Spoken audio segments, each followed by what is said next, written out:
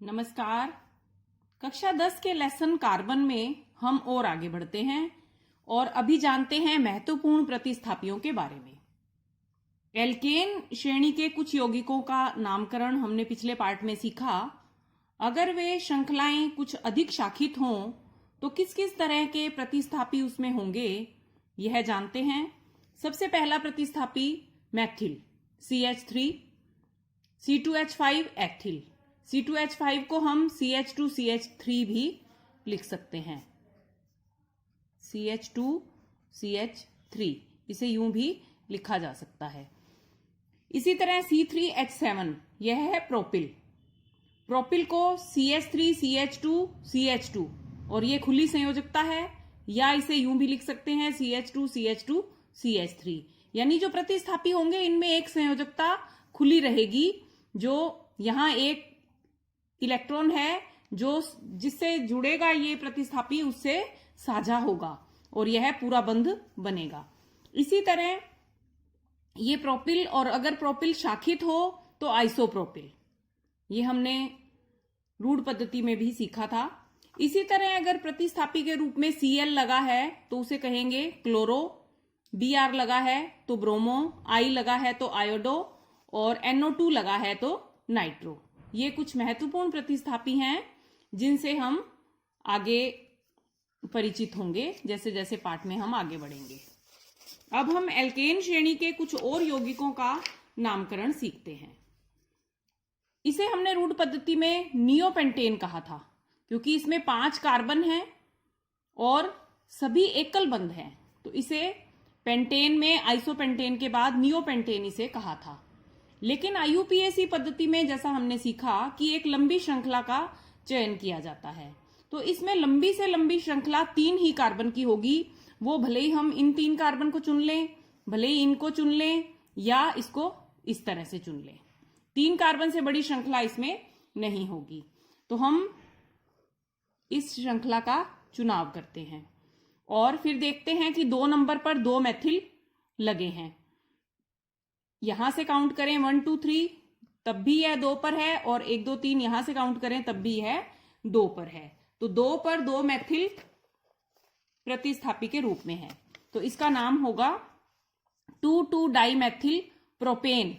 यह इसका नाम है 2,2-डाइमेथिल प्रोपेन। इसको लिखने का एक विशेष ढंग है कि 2 के बीच में कोमा लगाना पड़ेगा क्योंकि 2 नंबर कार्बन पर 2 प्रतिस्थापी हैं, 1 2 3, 2 नंबर पर 2 मैथिल हैं, तो 2,2 और फिर हाइफन लगेगा, फिर डाइमेथिल और प्रोपेन। जो श्रृंखला हमने चुनी है उसमें कितने कार्बन हैं वह नाम पीछे आएगा।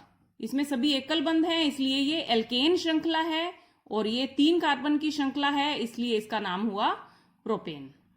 उसके बाद नेक्स्ट कंपाउंड हम देखते हैं, यह है CH3 CH2 CH CH CH3 और 2 इसमें मैथिल ग्रुप लगे हैं। इसमें भी हमें एक लंबी श्रृंखला का चुनाव करना है। लंबी श्रृंखला ये 5 कार्बन की यहां बन रही है। अगर हम इसका चुनाव करते हैं तो यह 4 कार्बन की है, तो हम इस बड़ी श्रृंखला का चुनाव कर लेते हैं। ये 5 कार्बन की श्रृंखला हमारे पास आ गई। अब हम देखेंगे कि हम 1 2 3 4 इधर से लिखेंगे या इधर से लिखेंगे। अगर हम यहां से लिखते हैं तो 1 2 3 4 5, तो प्रतिस्थापी आते हैं 3 और 4 पर, और अगर इधर से हम 1 2 3 4 लिखते हैं तो प्रतिस्थापी आते हैं 2 और 3 पर। तो हमें प्रतिस्थापियों को कम से कम अंक देना है, इसलिए हम इसका नामकरण करेंगे यहां से 1 2 3 4 5। अब जो 2 मैथिल लगे हैं वो 2 और 3 पर लगे हैं, इसलिए इसका नाम होगा 2,3-डाइमेथिल पेंटेन। और आपको सावधानी से यहां कोमा और यहां हाइफन भी लगाना है। और डाई आता है 2 के लिए।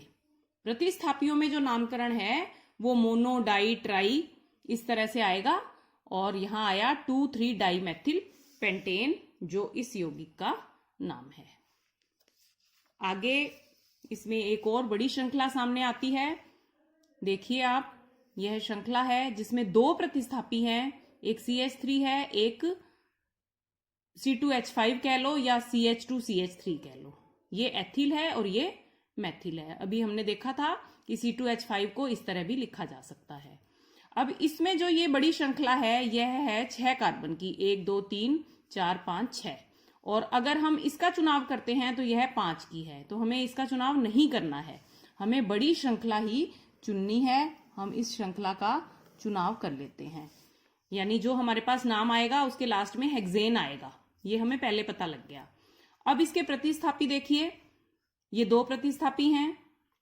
अब इसमें हमें ये ध्यान देना है, देखिए ये 3 और 4 पर हैं, इधर से देखें तो और इधर से देखें तो भी 3 और 4 पर हैं।